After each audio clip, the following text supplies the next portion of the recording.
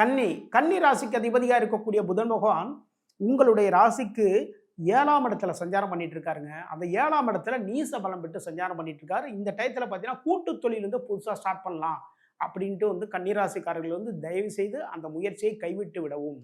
ஓகேங்களா? ஏனால்னா 7ஆம் இடத்துல பார்த்தீங்கன்னா ராசி அதிபதி நீச பலம் பெற்று சஞ்சாரம் பண்ணிட்டு இருக்காரு. இந்த டயத்தில் வந்து ஒரு கூட்டு தொழில் ஸ்டார்ட் பண்ணலாம்னு சொல்லி எது ஸ்டார்ட் பண்ணீங்கன்னு வச்சுக்கோங்களேன், உங்களுடைய கூட்டாளி இருக்காங்க இல்லையா, அது யாராக இருந்தாலும் சரிதாங்க, அந்த கூட்டாளிக்கு வந்து பார்த்தீங்கன்னா முழு பலனும் வந்து போய் சேரும். ஓகேங்களா? வரக்கூடிய லாபங்கள், அந்த பிசினஸ் சம்பந்தமான நுணுக்கமான விஷயங்கள், இது எல்லாத்தையுமே வந்து பார்த்தீங்கன்னா உங்களுடைய கூட்டாளி வந்து கரெக்டாக தெரிஞ்சு வச்சுக்குவாரு. வர்ற லாபத்தை வந்து அவரே அழகாக கொண்டு போயிடுவார். ஓகேங்களா? 7ஆம் இடத்துல இருக்கக்கூடிய சனி, சுக்கிரன், ராகு இவங்களுடைய பார்வை உங்களுடைய ராசி மீது விழுது. அதனால ரொம்ப கவனமாக இருந்துக்கோங்க. முதியவர்கள்ட்ட வந்து ரொம்ப அவங்களுக்கான உதவிகள் எல்லாமே பண்ணுங்க. இந்த வாரத்தில் வந்து பெருமாள் வழிபாடு பண்ணுங்க. 55 கமெண்ட் பண்ணுங்க. இந்த வாரம் உங்களுக்கு சக்சஸான வாரமாக மாறும்.